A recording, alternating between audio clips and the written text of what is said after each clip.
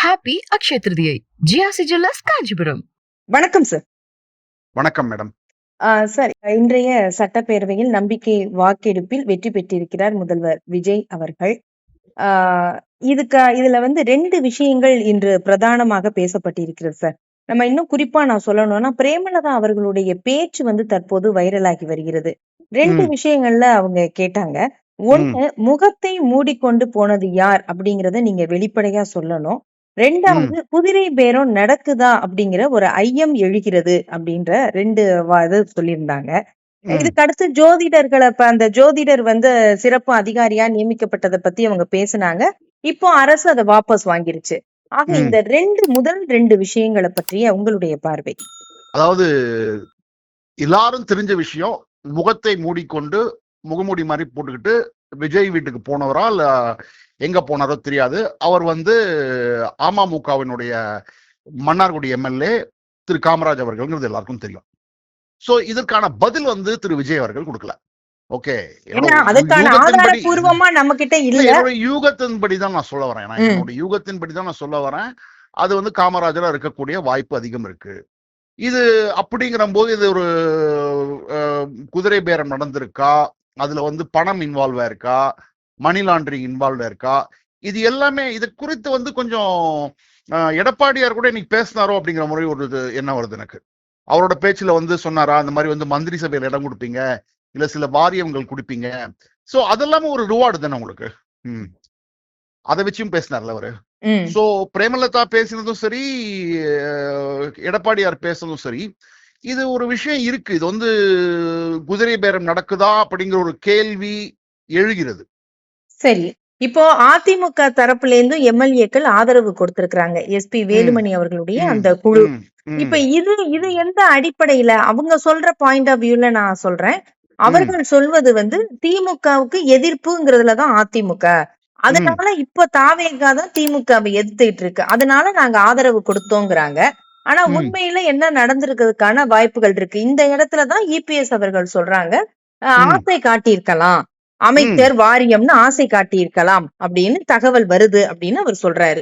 அதாவது அஇஅதிமுக இது வரைக்கும் வந்து திராவிட முன்னேற்ற கழகம் 10 வருஷம் இல்ல 13 வருஷம்லாம் கூட எதிர்கட்சியா செயல்பட்டு இருக்காங்க. இப்ப பாத்தீங்கன்னா 2011 இருந்து 21 வரைக்கும் எதிர்கட்சியா தான் செயல்பட்டாங்க, தொடர்ந்து 10 வருஷம். அதே மாதிரி 77 இருந்து 89 வரைக்கும் எம்ஜிஆர் காலத்திலயும் அவங்க வந்து செயல்பட்டு இருக்காங்க. ஆனா அதிமுக தொடங்கின போதுல இருந்து அவங்க 5 வருஷம் ஆட்சியில இல்லைன்னா அடுத்து ஒழுமீட்டா வந்துருவாங்க. இப்ப 10 வருஷம் இப்ப ஆட்சியில இருக்க மாட்டாங்க. 2026 தேர்தல் 31 தான் அடுத்த தேர்தல் வருதுன்னா, அப்படிங்கிற இடத்துல இவர்கள் வந்து ஒரு முடிவு எடுத்திருக்கலாம், நமக்கு நலனை பார்த்து போகலாம். ஆனா அதே சமயத்துல வந்து தாவேகா வேண்டாம், திமுக வேண்டாம் அப்படின்னு தான் இவங்களுக்கு ஓட்டு போட்டிருக்காங்க மக்கள். அதுவும் நம்ம மனசுல வச்சுக்கணும். அதாவது இப்ப எஸ்பி வேலுமணி ஜெயிச்சதோ, சிவி சண்முகம் ஜெயிச்சதோ, மற்றபடி மத்த மொத்தமா 25 பேர் நினைக்கிறேன் நானு, 47 25 பேர், இவங்க 25 பேர் எல்லாம் வெளில போயிருக்காங்க, இது ஆதரவு கொடுத்திருக்காங்க. ஓகே, இவர்கள் எல்லாமே தவேகாவுக்கும் எதிரணி வாக்குகள் விழுந்திருக்கு, திமுகவுக்கும் எதிராக விழுந்து இவர்களை சூஸ் பண்ணிருக்காங்க. சோ அப்படிங்கிற பட்சத்துல அது மேண்டேட்டை வந்து மதிக்காத மேண்டேட். ஏன்னா ரெட்டையில சின்னத்துல தான் நின்று ஜெயிச்சிருக்காங்க அவங்க. சோ அதுக்கு வந்து ரெஸ்பெக்ட் பண்ணாம அவங்க போறாங்க. ஆனா இது மாதிரி இப்ப இந்த மாதிரி போகும்பொழுது பல கேள்விகள் இருக்கு மேடம், சட்ட சிக்கல்கள் வரும். அதாவது ஆன்டி டிஃபெக்ஷன் லால 2/3 இல்லைன்னா உங்களுக்கு வந்து ஆட்டோமேட்டிக்லி டிஸ்குவாலிஃபை அப்படின்னு வரும். ஆனா இப்ப நடந்தக்கூடிய சில பிரசிடென்ட்ஸ் எல்லாம் பாத்தீங்கன்னா இது அவ்வளவு ஈஸியா வந்து நீங்க வந்து இன்டர்பிரேட் பண்ண முடியாது. முதல்ல யாரோட கொரோடா வேலிட் கொரோடா அப்படின்னு பார்க்கணும். அதாவது அதிமுக தரப்புல அக்ரி கிருஷ்ணமூர்த்தி கொடுத்த கொரோடாவா, இல்ல இவங்க தரப்புல எஸ்பி வேலுமணி தரப்புல கொடுத்த கொரோடாவா, அது முதல்ல கேள்வி வரும். அதற்கு பிறகுதான் ஸ்பீக்கர் வந்து முடிவு செய்ய வேண்டியிருக்கும். அதுக்கப்புறம் ஸ்பீக்கர் முடிவு பண்ணலன்னா இது வந்து சுப்ரீம் கோர்ட் வரைக்கும் போக வேண்டியிருக்கும். அதாவது சில சமயங்கள்ல தெலுங்கானால என்னாச்சுன்னா 2019 18 தேர்தல் முடிஞ்சோடனே காங்கிரஸ்ல இருந்து பலரும் வந்து டிஆர்எஸ்ல போய் ஜாயின் பண்ணாங்க. அதே மாதிரி 2023 வந்து பிஆர்எஸ்ல ஜெயிச்சுட்டு காங்கிரஸ்ல போய் ஜாயின் பண்ணாங்க. ஆனா வந்து அவங்க பேர்ல எந்த இதுவும் டிஸ்குவாலிபிகேஷன் நடத்த முடியல. இப்ப என்ன பண்ணுவாங்க அப்படின்னா, மோஸ்ட் ப்ராபப்ளி ஆன்டி டிஃபெக்ஷன் லா வரும். அதுல அவரும் யாராவது ஒருத்தர் மினிஸ்டர் ஆயிட்டாருன்னு வச்சுக்கோங்க. இப்ப இந்த 25 பேர்ல யாருக்காவது மினிஸ்ட்ரி போஸ்ட் கொடுத்துட்டாங்கன்னா அதை வந்து சீக்கிரமா நீங்க வந்து சுப்ரீம் கோர்ட்டுக்கு எடுத்துட்டு போகலாம். ஸோ சுப்ரீம் கோர்ட், ஏன்னா இது வந்து சுப்ரீம் கோர்ட்ல தான் செல்லும். இது ஒரு காம்ப்ளிகேட்டட் லீகல் கேஸ். இல்ல ஆனா அந்த இடத்துலதான் இது வந்து லீகலா எப்படி அடுத்து போகும் அப்படிங்கிறது ஒரு கேள்வியா இருக்குதா? ஏன்னா நீங்க சொன்ன அதே பாயிண்ட் தான். யாரு கொறடா அப்படிங்கறத முடிவு பண்ணல, யாரு சட்டமன்ற குழு தலைவர் அப்படிங்கறத ஒரு முடிவுக்கு வரல. வராத போது பேரவை விதியின்படி தனித்தனியா அவங்க எம்எல்ஏக்கள் அவங்க விருப்பப்படி இப்ப வாக்களிச்சிருக்கிறாங்க. ஆனா ஒரு சுப்ரீம் கோர்ட்டோட ஒரு ஜட்ஜ்மெண்ட்ல என்ன பார்த்திருக்கோம்னா, சிவசேனால கூட பார்த்திருக்கோம். அதாவது சட்டமன்ற உறுப்பினர்கள் யார் மெஜாரிட்டின்னு கிடையாது, பொலிட்டிக்கலி அந்த கட்சியினுடைய முக்கியமான விஷயங்கள் இருக்கு. அப்படிங்கிற போது அந்த பொதுச் செயலாளரா அவர் தான் இருக்காரு. இன்னைக்கும் அவர் தான் பொதுச் செயலாளராக இருக்காரு. இவங்க இன்னொரு அணியா கூட இவங்க ஐடென்டிஃபை பண்ணிக்கல. இவங்க தனியா வந்து உட்கார வைக்கணும்னு கேட்கவும் இல்லை, இன்னி வரைக்கும் கேட்கல. இந்த டைம் வரைக்கும் எஸ்பி வேலுமணியினுடைய அணி சபாநாயகரை போய் அணுகி எங்களுக்கு தனியா ஒரு இடம் கொடுங்க, எங்களை இப்படி ரெகக்னைஸ் பண்ணிக்கோங்க, அந்த மாதிரிலாம் எந்த பேச்சுமே நடக்கல. அதே மாதிரி இவங்களும் வந்து இது வந்து கண்டிப்பாக டிஸ்குவாலிஃபை ஆவாங்களா இல்லைன்னா கட்சியில இருந்து எக்ஸ்பெல் பண்ணுவாங்களா, அதெல்லாம் கூட வெயிட் பண்ணி தான் பார்க்கணும். ஏன்னா அஇஅதிமுக இவங்களை எக்ஸ்பெல் பண்றதுக்கான வாய்ப்பு இருக்கு.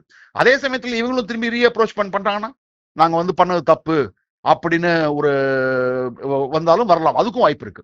எடப்பாடியார் கிட்ட வந்து கேட்டுட்டு அவங்க திரும்பி போய் தாய் கழகத்துல இணையறதுக்கும் வாய்ப்பு எல்லாமே இருக்கு மேடம், எல்லாமே இருக்கு.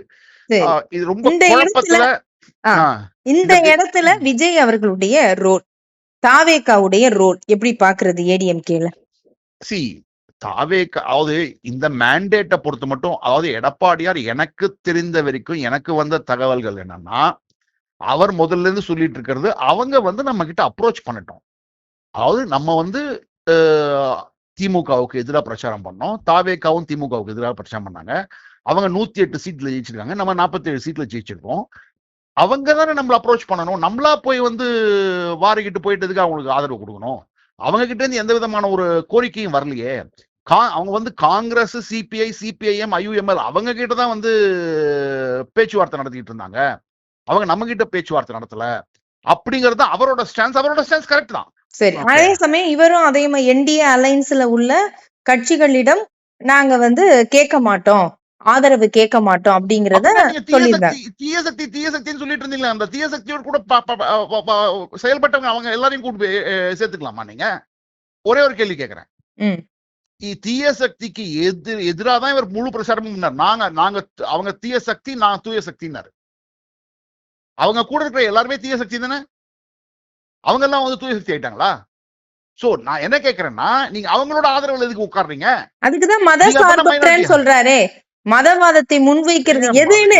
அதாவது தீய சக்தி 2 வைக்கிறாரு சார், தீய சக்தியா வெர்சஸ் மதவாதத்தை முன்வைக்கிறதா அப்படின்னு பாக்கும்போது தீய சக்தி பெட்டர்னு நினைச்சுக்கிறாரு போல. அதாவது அப்படி நினைச்சாலும் அவருக்கு என்ன, அப்ப என்ன எடுத்து உங்களுக்கு ரிமோட் கண்ட்ரோல் கொடுத்துறீங்கல்ல திமுகவுக்கு. இப்ப நீங்களே கேட்டீங்க, இந்த விஷயத்துக்கு நம்ம பேசல. நேற்றைக்கு ஒருத்தரை வந்து ஆபீசர் ஆஃப் ஸ்பெஷல் டியூட்டின்னு அப்பாயிண்ட் பண்றாரு.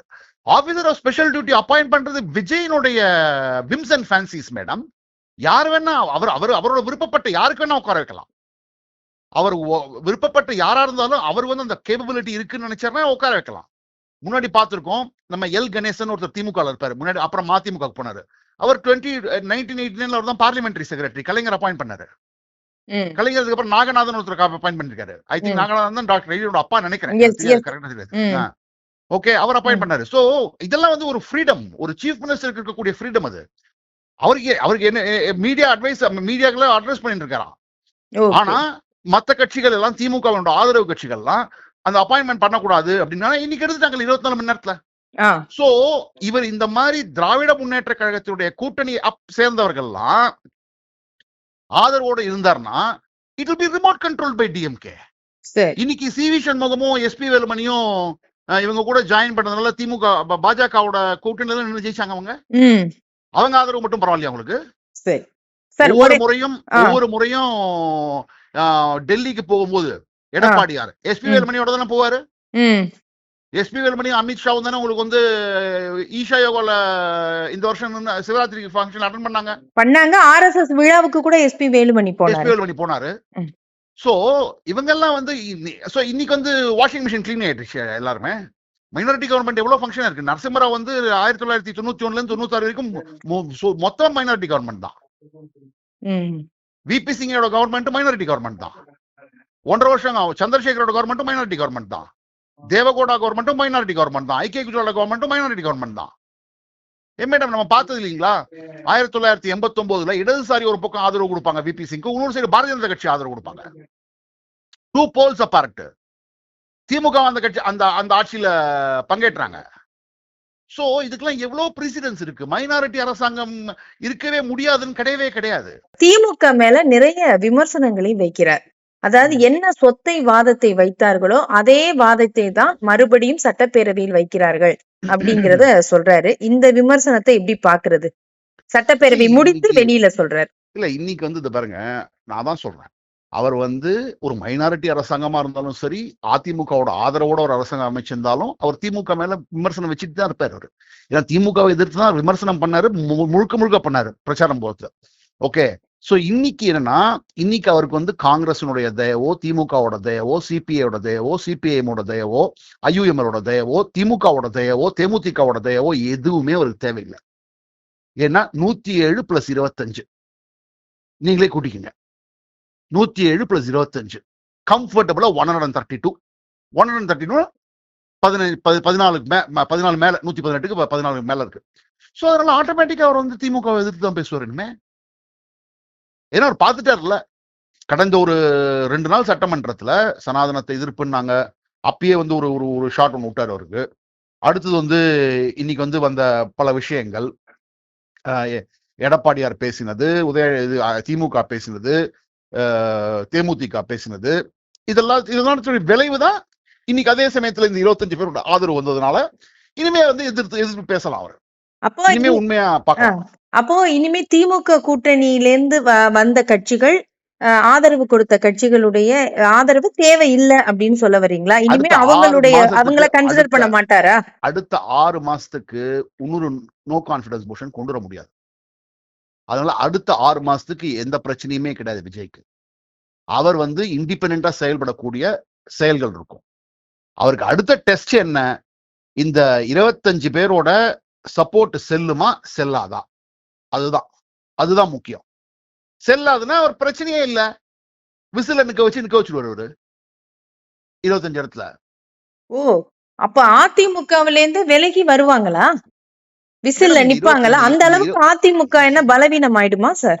பலவீனம் ஜெயிப்பாங்களான்னு கேளுங்க, அது வேற விஷயம்.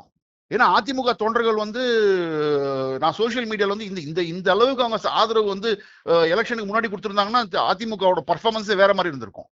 இந்த 25 பேர் மாத்தி ஓட்டு போட்டாங்கிறதுனால இன்னைக்கு அதிமுக இருக்கிற தொண்டர்லாம் வந்து ரொம்ப ஆத்திரத்துல இருக்கான். இவங்க ஜெயிப்பாங்களா ஜெயிக்க மாட்டாங்கன்னு எனக்கு தெரியாது, அதுக்குள்ள நான் போகவே இல்லை. ஆனா 25 பேரும் விசில தான் நிக்கணும். அதான் என்ன செயல்பட போறாங்க அவங்க அதிமுக எஸ்பி வேலுமணி குரூப்னு சொல்ல போறாங்களா, இல்ல அவங்கதான் உண்மையான அதிமுகன்னு சொல்ல போறாங்களா, இல்ல அவங்க தாவேக்கால இணைய போறாங்களா? இதெல்லாம் $1 மில்லியன் கொஸ்டின், நமக்கு தெரியாது. ஒவ்வொரு தலைவர்களையும் பார்த்துட்டு வர்றாரு.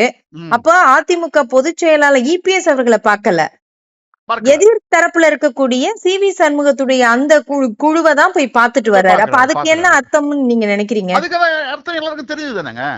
ஏங்க, மாப்பிள்ள அங்க உட்காந்துட்டு இருக்காருங்க பக்கத்துல, மாமியார் அதிமுக எம்எல்ஏங்க. நான் சொல்றது புரியுது. ஓகே, அவரு மாமியார் வந்து எம்எல்ஏ அந்த ஸ்வேரிங் போது இவர் பார்த்து சிரிக்கிறாரு, விஜய் வந்து ஆதவ அர்ஜுனாவை பார்த்து சிரிக்கிறாரு. சோ விஜய் என்ன பண்றது தெரியாது நமக்கு, அவங்க உள்ளே அதிமுகக்குள்ளே இருக்காங்கல்ல அவங்க. சரி சார், பொறுத்திருந்து பார்க்கலாம் அடுத்த கட்ட அரசியல் நிகழ்வுகளை. நன்றி. Happy Akshaya Tritiya. G R C jewellers Kanchipuram. மின்னம்பலம்.com தமிழின் முதல் மொபைல் பத்திரிகை.